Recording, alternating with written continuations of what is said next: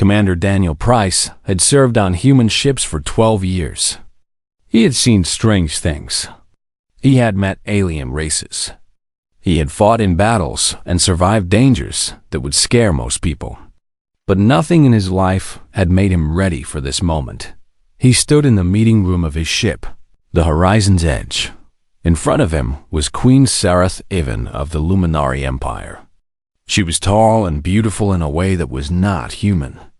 Her skin glowed with soft light that changed colors like a mood ring. Right now, it was deep purple. Daniel had learned that purple meant she was very serious. Behind the queen stood two younger Luminari females. They looked like her, but younger. Their eyes were silver and very large. They watched Daniel with a mix of curiosity and worry. The queen spoke. Her voice was strange and beautiful, like someone singing and talking at the same time. "Commander Price, I must ask something very important of you. I need you to take care of my daughters." Daniel felt his heart beat faster. "Your Majesty, I do not understand. Why would you leave your daughters with me? I am just a human commander. Surely you have Luminari guards who could protect them better." The queen shook her head. Her glowing skin flashed red for a moment, then went back to purple. "No, there is a war in my empire. A very bad man named Lord Zither wants to take my throne. He wants to capture my daughters and force them to marry into his family. He knows every Luminari noble. He knows every safe place in our empire. But he does not know humans. He does not understand your kind. That is why my daughters will be safe with you." She turned and pointed to the taller of the two young females. "This is my oldest daughter, Princess Caroline. She's 112 cycles old. In human years, that is about 20. She is strong and proud. She thinks she should be fighting in the war with me." The princess lifted her chin high. Her skin turned amber, which Daniel guessed meant she was annoyed or angry. Then the queen pointed to the smaller female. "This is my youngest daughter, Princess Nyavan. She is 87 cycles old. In human years, that is about 17. She is quiet and watches everything. Do not let her fool you. She is smarter and more dangerous than she looks." The younger princess gave Daniel a small smile. There was something sharp hiding behind that smile. Queen Sareth Ivan walked closer to Daniel. He wanted to step back, but he made himself stay still. Even tired and worried from war, the queen had a power about her. She made human leaders look like children. "I expect grandchildren when I return," she said. Daniel's mouth fell open. His face turned red. "Your Majesty, I cannot. That is not how humans, we do not simply—" But the queen was already walking toward the door that led to her shuttle. She stopped and looked back at him. Her skin changed to colors Daniel did not know. He could not read what she was feeling. "Protect them, Commander. Teach them about humans. Show them what your people are like. And maybe, when this war is over, our two peoples will be joined by more than just treaties and papers." The door closed behind her with a soft sound. Daniel stood there, frozen. He could feel two pairs of alien eyes looking at him. When he finally turned around, Princess Caroline had crossed her arms. It was such a human gesture that Daniel almost laughed despite everything. "Well," Caroline said in English that was accented but clear, "this should be interesting." Daniel took a deep breath. He was a commander. He had dealt with hard situations before. He could handle this. "All right, let me show you to your rooms. We will figure out the rest as we go." He led the two princesses through the ship. The crew members they passed stared with wide eyes. News traveled fast on a ship, and everyone already knew who these visitors were. Daniel made a note to call a meeting later to explain things. The quarters he had prepared were the best on the ship after his own. They were meant for important guests. Each princess got her own room with a bed, a desk, and a window that showed the stars outside. Caroline looked around her room with a frown. It is very small. It is the best we have, Daniel said, trying to stay calm. You are on a military ship, not a palace. I did not ask for a palace, Kyrillin shot back. I asked to fight beside my mother. Instead, I am sent away like a child. Nyavin put a hand on her sister's arm. Kira, please. Mother did what she thought was best. We should try to make this work. Kyrillin pulled her arm away, but she did not say anything more. Her skin was still that annoyed amber color. Daniel decided to give them some space. Dinner is in 3 hours. I will send someone to bring you to the eating hall. Until then, please rest. You have had a long journey. He left before either of them could argue. Back in his own quarters, Daniel sat down heavily in his chair. He stared out the window at the stars. What had he gotten himself into? He was a soldier, not a babysitter. And certainly not a matchmaker for alien princesses. His communicator beeped. It was his second in command, Lieutenant Kevin Brooks. Sir, the Queen's shuttle has left. We are ready to depart when you give the order. Set course for the outer territories, Daniel said. We need to stay away from Luminary space until things calm down. Yes, sir. Also, sir, the crew is asking questions about our guests. I will make an announcement at dinner.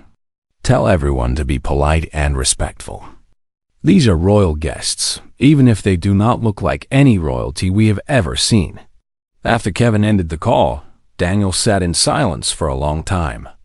He thought about the Queen's words, grandchildren. What did she mean by that? Was it just a joke? Or did she really expect him to marry one of her daughters? The idea was crazy. He was human. They were Luminari. Their peoples had only known each other for a few decades. Marriage between species was not something anyone had ever talked about. But as he sat there watching the stars, Daniel realized something. The Queen had not been joking. She had been making a plan. A plan that involved him, her daughters, and the future of 2 civilizations. He was in way over his head. A knock came at his door. He opened it to find Nyavin standing there. She looked nervous, which was the first time he had seen her look anything but calm. Commander Price, she said softly, I wanted to thank you. I know this is strange for you. It is strange for us too. But my mother trusts you, and my mother does not trust easily. Daniel nodded slowly. I will do my best to keep you both safe. I promise.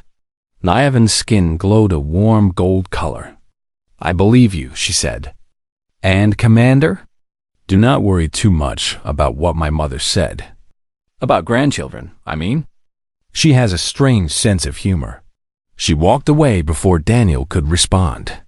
He stood in his doorway, watching her go, and wondered if she was telling the truth or just trying to make him feel better. Either way, his life had just become much more complicated.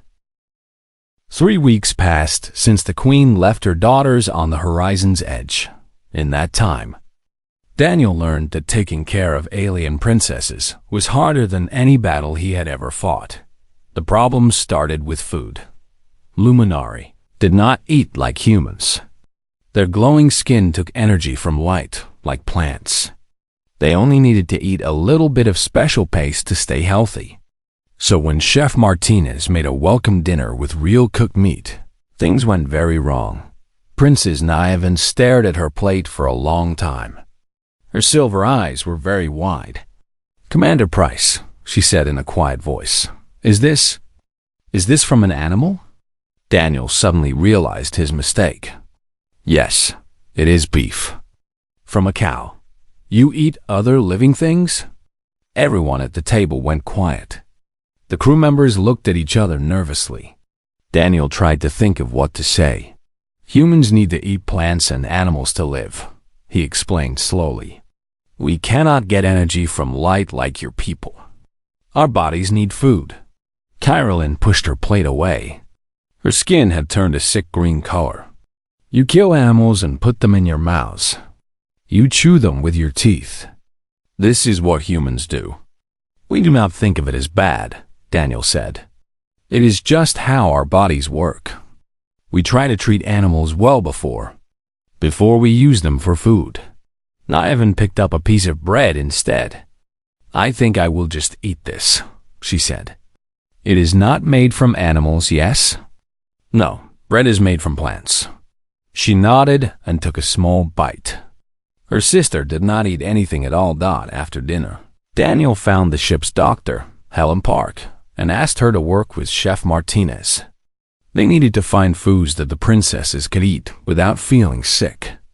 For the next week, meals became a careful dance of trying new things and watching the princesses' reactions. The second problem was sleep. Humans slept for about 8 hours every night. During that time, they were completely unconscious. They did not see or hear anything. This was normal to Daniel and his crew. But Luminari did not sleep like this. They rested for only 2 hours each day, and they stayed partly awake the whole time. They could see and hear things even while resting. Ensign Patricia Cole was the one who explained human sleep to the princesses. She did not realize how strange it would sound to them. "Wait," Kyralyn said, her skin flashing with shock. "You lose consciousness? Every single night? For hours?"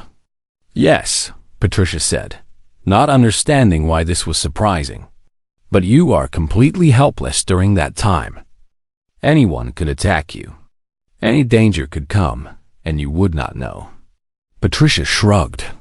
"That is why we sleep in safe places, and why we have alarms, and locks, and weapons nearby." Nyavan shook her head slowly. "How has your species survived? You spend 1/3 of your lives completely unable to defend yourselves." "We figured it out," Patricia said with a smile. "Humans are good at figuring things out." The princesses looked at each other with an expression Daniel was starting to recognize.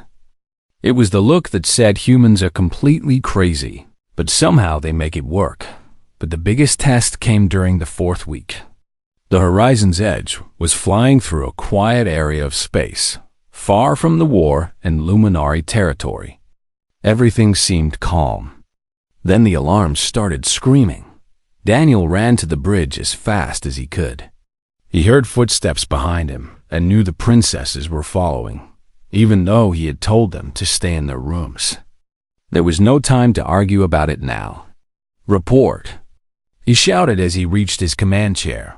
Lieutenant Kevin Brooks looked up from his screen. His face was tense. "3 Void Raider ships just appeared, sir. They came out of hyperspace right on top of us. They are already charging weapons." Void Raiders were pirates and criminals. They attacked ships, stole cargo, and sometimes kidnapped people to sell as slaves. But 3 ships at once was unusual. This felt planned. "They are sending a message, sir," said Communications Officer Maria Santos. "Put it through." A rough voice filled the bridge. "Human ship. We know you have the Luminari princesses. Lord Zethir wants them. Hand them over, and we let you live. Fight us, and we destroy you." So the enemy had found them. Daniel's hands tightened on his chair. He looked at the tactical screen. 3 raider ships, all bigger and more heavily armed than his own vessel. The odds were not good. "What is your response, sir?" Kevin asked. Daniel glanced back at the princesses. Kyralyn stood tall, her skin glowing amber with anger. Nyavan was pale, but her eyes were steady. Neither of them looked like they would beg him to surrender them. "Tell them no," Daniel said. "Use whatever words you want, Kevin. Be creative." Kevin allowed himself a small smile. He turned back to his console. "Raider vessels, this is Lieutenant Brooks of the Horizon's Edge. Commander Price has considered your offer. His response is that you can take your offer and shove it somewhere very uncomfortable. End message." The bridge crew laughed nervously. Then the first shots hit their shields, and there was no more time for laughing. What happened next lasted 11 minutes. Later, military schools would study this battle as an example of creative tactics. The Horizon's Edge was outgunned and outmanned. By all logic, they should have lost. But humans did not always follow logic. Daniel ordered his pilot, Jenny Ross, to fly straight toward the biggest raider ship instead of away from it. The raiders did not expect this. They got confused, and in their confusion, they shot at each other by accident. When one raider tried to get behind them, Daniel had the ship spin in a way that should have been impossible. The crew felt sick from the movement, but it worked. Their guns hit the raider's engines and sent it spinning away. The second raider tried to run. Kevin's weapons team hit its hyperspace drive before it could escape. It was stuck in normal space, unable to flee. The last raider, the biggest one, came in for a final attack. Its guns hit the Horizon's Edge hard. Warning lights flashed everywhere. The ship shook like it was going to fall apart. Shields at 10%. Someone shouted. Daniel made a choice. All power to forward weapons. Target their bridge. It was a huge risk. Without shields, one more hit could destroy them. But Daniel had seen how the raider captain flew. He was careful, cautious. He would not expect the damaged ship to attack instead of defend. The gamble worked. The Horizon's Edge fired everything it had at the raider's command center. The shots punched through the raider's shields and hit something important. The big ship started venting air and fire. Its lights flickered and died. "The raiders are retreating, sir," Maria shouted. "All three ships are falling back." A cheer went up on the bridge. Daniel let out a breath he did not know he was holding. His hands were shaking. That had been too close. He turned around to tell the princesses it was safe now. What he saw stopped him. Both princesses were staring at him. Their skin was cycling through colors he had never seen before. Their silver eyes were very wide. "You could have given us to them," Kyrillin said. Her voice was strange, almost a whisper. "Your ship was damaged. Your people were hurt. You could have avoided all of this pain." Daniel frowned. "That was never going to happen." "Why not?" "We are not your people. We are strangers, aliens. Why did you risk everything for us?" Daniel thought about the question. He thought about all the complicated reasons he could give. Politics, duty, orders. But in the end, the truth was simple. "Because you were put in my care," he said. "Because protecting people who need help is not something you do only when it is easy. And because humans are really, really bad at giving up." That night, there was a knock on Daniel's door. He opened it to find Niavan standing there, her skin glowing with soft gold light. "I think I understand now," she said quietly, "why my mother chose you. Why she chose humans." She did not explain more. She just smiled and walked away, leaving Daniel to wonder what exactly she meant. 6 months passed on the Horizon's Edge. The war in luminary space continued far away, but sometimes encrypted messages came from Queen Sereth Ivan. She was alive. She was fighting. She would return when she could. In the meantime, something strange happened on the human ship. The luminary princesses started to change. They started to become a little bit human. It began with Kyrillin and sports. Luminary did not have competitive games. The idea of people fighting or racing against each other just for fun made no sense to them. When Kyrillin first heard about human sports, she was confused. "Let me understand this," she said to Daniel one day. "Humans divide into teams. They chase a ball. They try to put the ball in a goal. And the team that wins gets nothing except happiness?" "Pretty much," Daniel said with a grin. "We also get bragging rights." "What are bragging rights?" "The right to tell everyone you are better than them." Kyrillin's skin flickered with confusion. This seems very strange. But then she watched her first game. The Horizon's Edge had a small gymnasium where crew members played zero-gravity handball. The players floated in the air, bouncing off walls and trying to throw a ball past the goalkeeper. It was fast, violent, and exciting. Carolyn watched the whole game without blinking. Her skin slowly changed from confused purple to something brighter, something that looked like fire. When the game ended, she stood up so fast she almost fell over. "I want to play," she announced. Daniel tried to warn her that humans had been playing this game for years, that she would need time to learn, that she might get hurt. Carolyn did not listen. Her first game was a disaster. She crashed into walls, missed easy shots, and got knocked down so many times that the human players started to feel bad for her. But she did not quit. She played again the next day, and the day after that, and every day for weeks. Luminari bodies were different from human bodies. Carolyn was more flexible. Her reflexes were faster. Once she learned how to move in zero gravity, she became very, very good. After 6 weeks of practice, she beat every human player on the ship. She also learned to trash talk. "Your aim is terrible, Bradley," she shouted at Chief Engineer Tom Bradley during a game. "My grandmother could throw better, and she has been dead for 200 years. The crew loved it. They started calling her Princess Smash behind her back. Carolyn pretended to be annoyed when she found out, but Daniel noticed her skin glowing with pride. Niven took a different path. She discovered the ship's library. The Horizon's Edge was not a big ship, but it had thousands of books stored in its computer. History, science, stories, philosophy. Niven read them all. She spent hours every day sitting in the library corner, a reading screen in her hands, her silver eyes moving fast across the words. She was especially interested in human myths and religions. Stories about gods and monsters, heroes and villains, the beginning of the world and the end of everything. She read about Greek gods, Norse legends, African folktales, Chinese dragons, and American tall tales. One evening, she came to Daniel with a question. "Commander Price," she said, holding up her reading screen, "I have been studying your mythology. These stories about Zeus and Odin and Anansi. You know they are not real, yes?" "Of course," Daniel said. "They are just stories. But you keep telling them, generation after generation. Why? If they are not true, why do they matter?" Daniel thought about this for a long moment.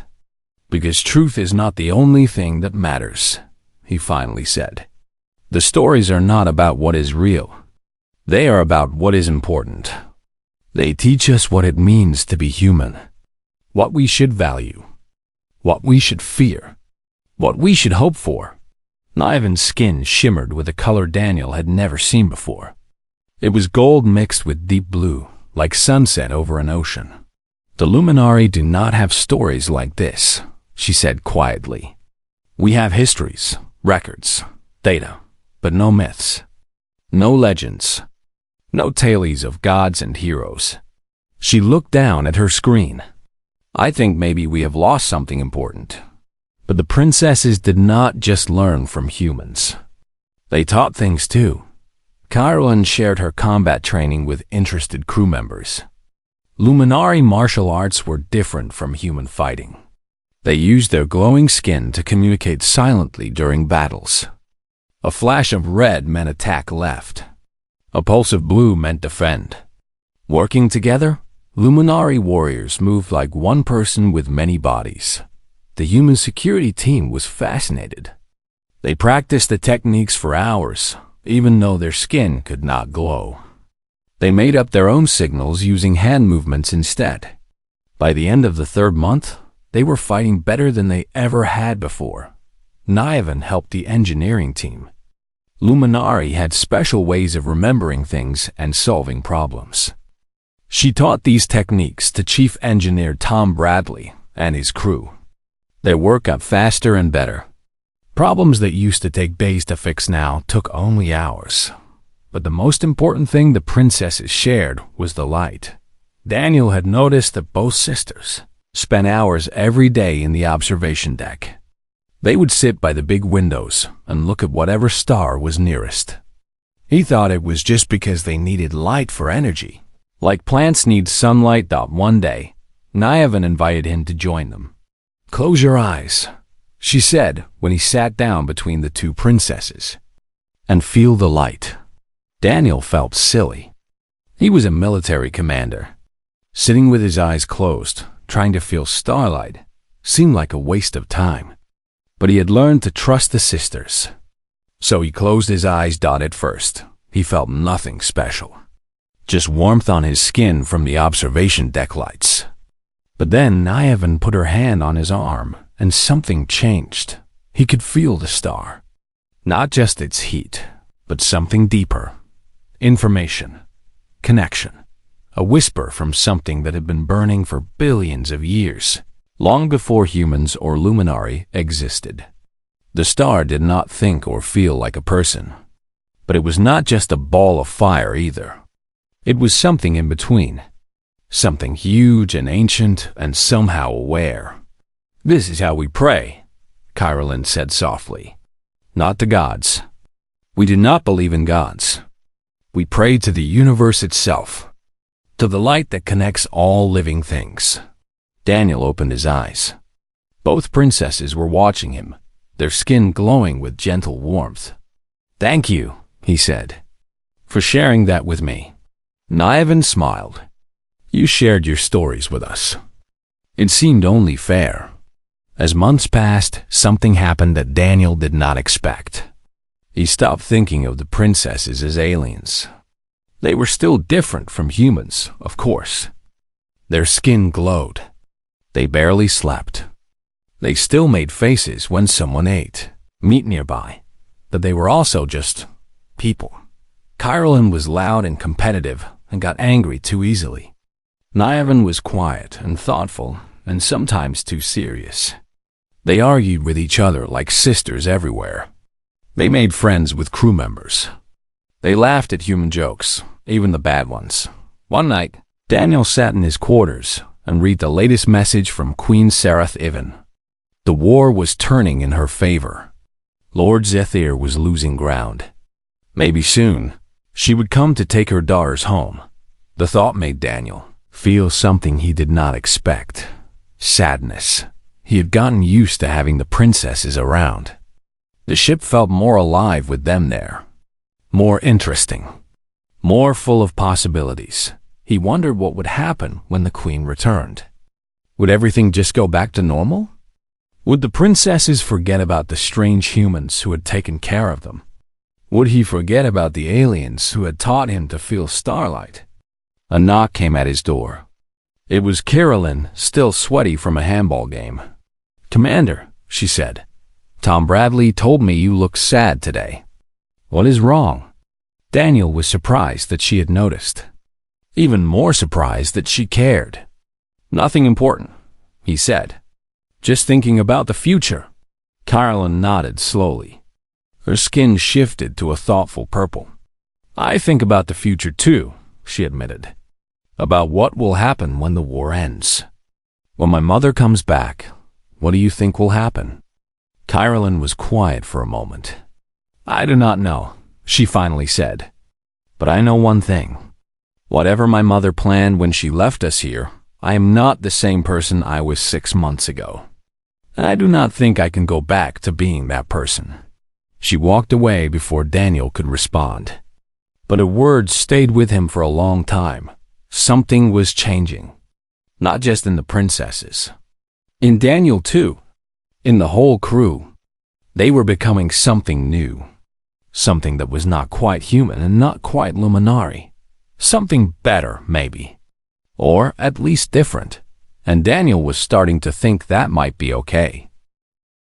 The enemy came without warning. The horizon's edge had stopped at Way Station Artemis to repair and resupply. It was a human trading post in neutral space, far from the war in Luminari territory. Ships from many worlds came there to buy, sell, and rest. It should have been safe, but it was not safe. Daniel was eating lunch in his quarters when the alarms started screaming. He dropped his food and ran to the bridge. His feet pounded on the metal floor. His heart pounded in his chest. When he reached the command center, what he saw made him stop cold. The tactical screen showed 12 warships. Not small raiders like before. Big military vessels with heavy weapons and thick armor. They carried the symbol of Lord Zephyr, the Luminary warlord who had started the Civil War. Lieutenant Kevin Brooks turned to look at Daniel. His face was pale. "Sir, they just dropped out of hyperspace. All 12 of them at once. They have surrounded the station. Any communication?" "Coming through now, sir." A cold voice filled the bridge. It spoke in accented English, clearly translated from Luminary. "Way Station Artemis. This is Admiral Velkoth of Lord Zedur's fleet. We know the daughters of Queen Sarathivin are hiding there. Surrender them immediately, or we will destroy everything. You have 30 minutes. The channel went dead. Daniel stared at the screen. 12 warships. His own vessel was still being repaired. Half of its weapons were offline. The station had some defensive guns, but nothing that could fight a fleet this size. He heard footsteps behind him and turned. Both princesses stood there. They had run from their quarters when the alarm started. Carolyn's skin was burning angry red. Niavan was pale, almost white, but her eyes were sharp. "We will surrender," Carolyn said. Her voice was flat. "If we give ourselves up, they will leave everyone else alone." "No," Daniel said immediately. "Commander, be reasonable. There are thousands of people on this station. Civilians, families, children. You cannot let them die for us." I said no. Kevin cleared his throat nervously. "Sir, with respect, she has a point. We cannot fight 12 warships. Even with the station's help, we cannot win this. Then we make them lose too," Daniel said. "We hurt them so badly that even if they win, it costs them everything." Niavan stepped forward. Her skin was still pale, but something had changed in her expression. "Commander, how many ships are docked at the station right now?" "About 30, but most are civilian vessels. Freighters, passenger ships, mining craft. They are not fighters." "They do not need to be fighters," Niavan said slowly. "They just need to be willing." Daniel understood what she meant. It was crazy.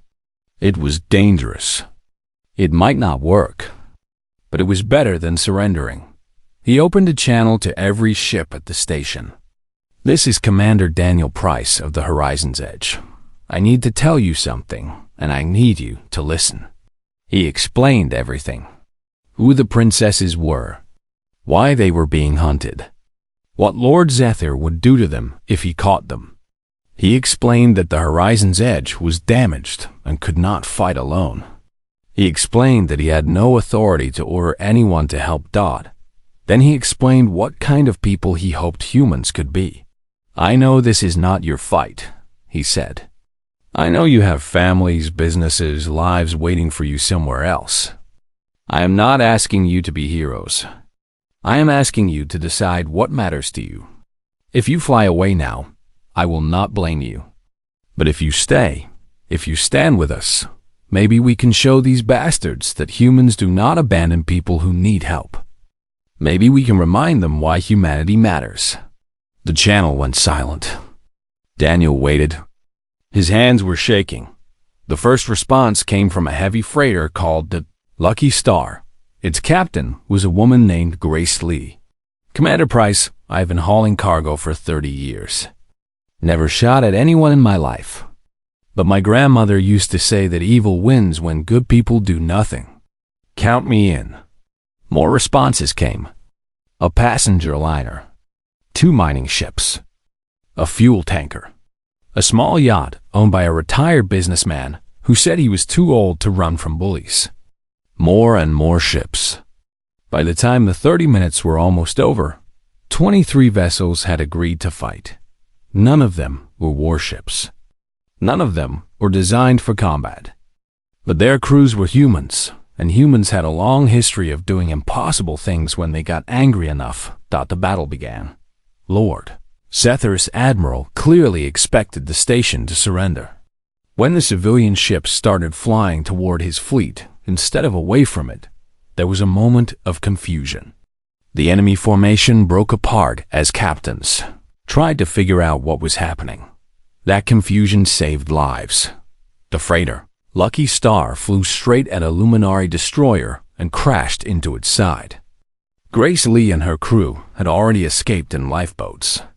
The explosion tore a hole in the destroyer's hull big enough to fly a shuttle through. The mining ships turned their rock-cutting lasers on another warship. The lasers were designed to slice through asteroids, not metal. But they worked anyway.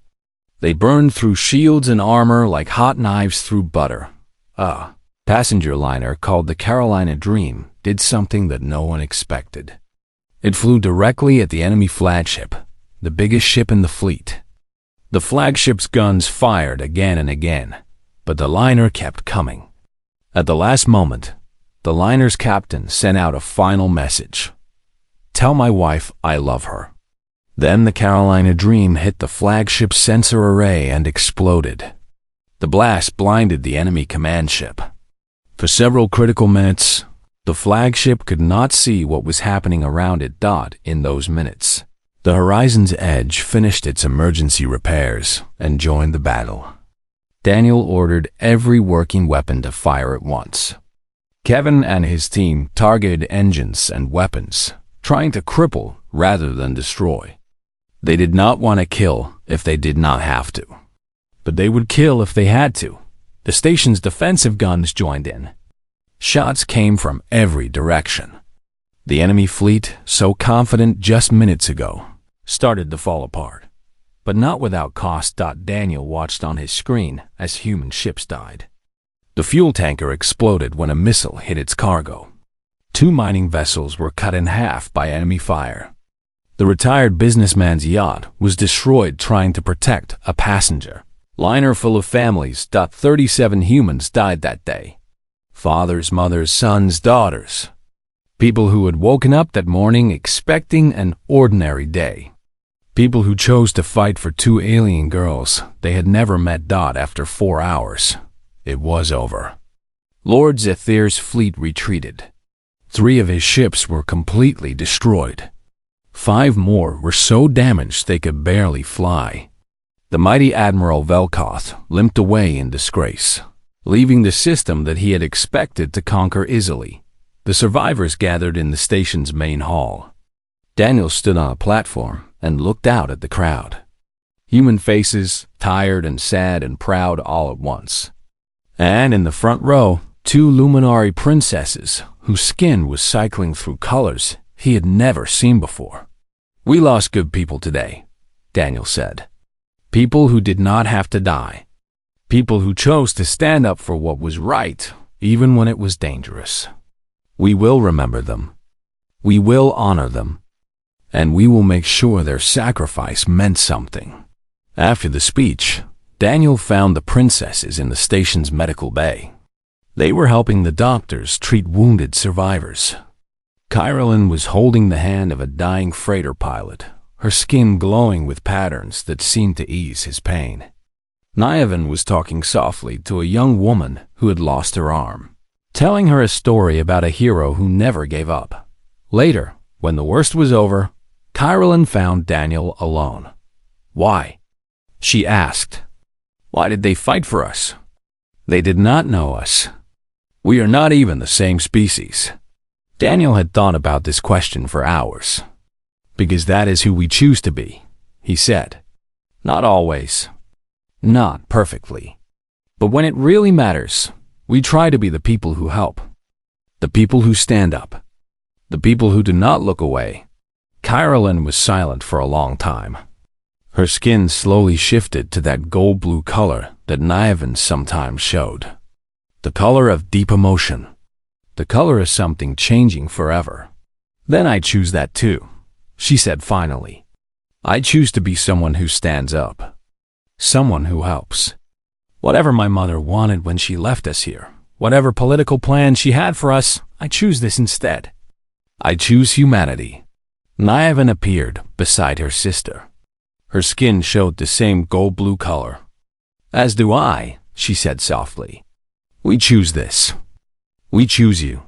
Daniel did not know what to say, so he did not say anything.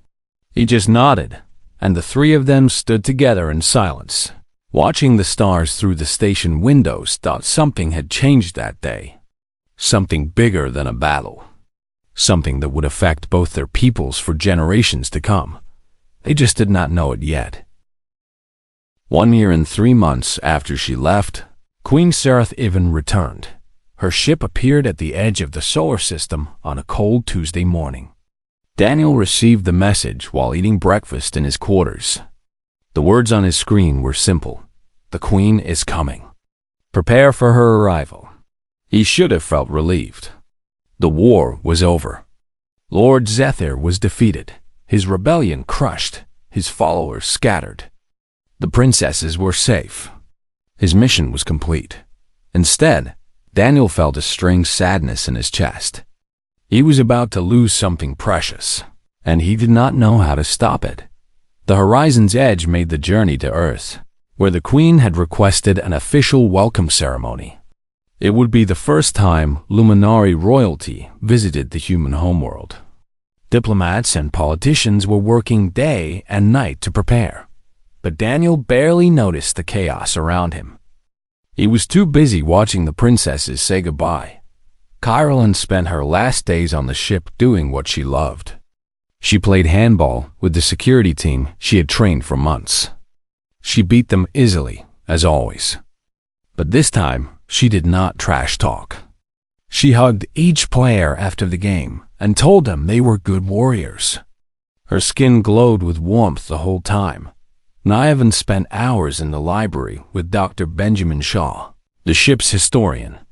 She recorded everything she had learned about human stories. Every myth, every legend, every tale she wanted to share with her people. Dr. Shaw gave her a small book as a gift. It was a collection of human fairy tales, very old, printed on real paper. Niavan held it like it was made of gold. Both princesses visited the memorial wall that had been built after the Battle of Waystation Artemis. 37 names were carved into the metal. 37 humans who died protecting 2 alien girls they had never met. Kyrillin touched the wall gently. Her skin pulsed with soft light. We will never forget them, she said. They will become part of Luminari memory. The first humans to be honored by our people. They would be proud, Daniel said quietly. The welcome ceremony was held in Geneva, in a great hall that had seen peace treaties and important meetings for hundreds of years. Leaders from every human nation came to see the Luminari. Queen. Cameras broadcast the event too. Billions of people watching from home. Queen Sarath-Ivan entered the hall like a force of nature. She was taller than Daniel remembered. Her glowing skin cycled through colors of victory and pride. But there was something else there too. Something softer. Something that looked like hope. She stopped in front of Daniel and looked at him for a long moment. The whole room held its breath. Commander Price, she said finally. 1 year ago, I asked you to protect my daughters. I did my best, Your Majesty. You did far more than your best. Her skin shifted to deep gold, the color of highest respect.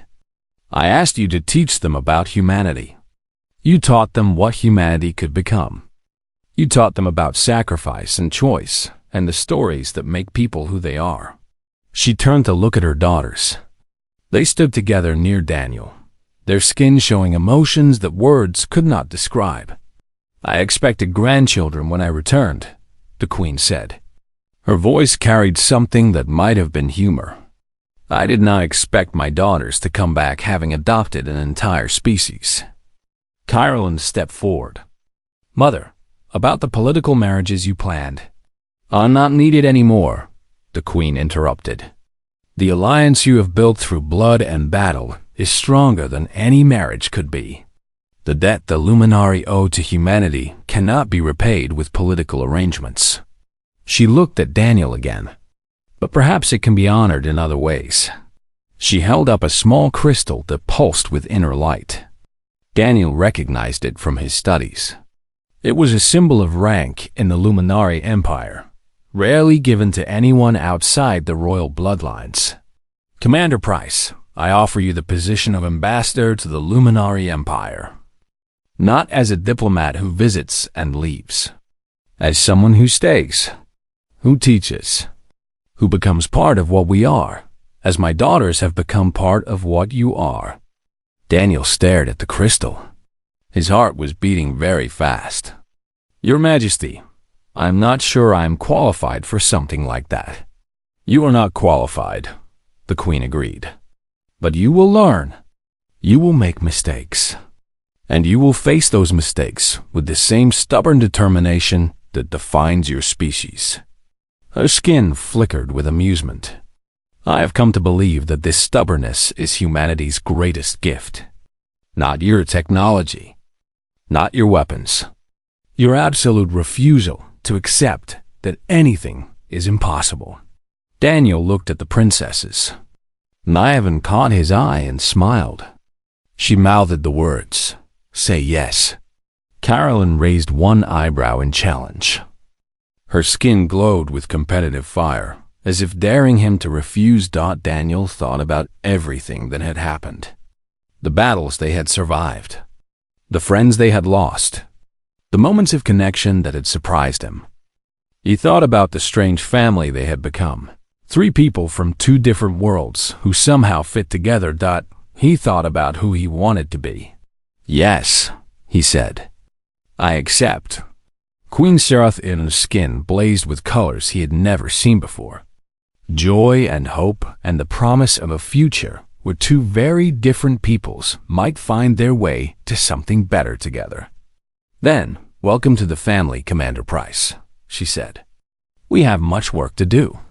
The ceremony ended, but the story did not. In the years that followed, Daniel served as the first human ambassador to the Luminari Empire. It was hard work. He made many mistakes. Cultural misunderstandings happened almost every day. But he kept trying, kept learning, kept refusing to give up. Carolyn became a warrior after all, but not the kind she had expected. She led a joint human Luminari unit that responded to emergencies across both territories. When people needed help, she was there. Her team's motto, painted on their ship in both English and Luminari script, was simple. We stand up. Niavan became a teacher and scholar. She collected human stories and brought them to the Luminari people. For the first time in their long history, Luminari children grew up hearing tales of heroes and monsters, of gods and magic, of impossible things that might just be possible after all.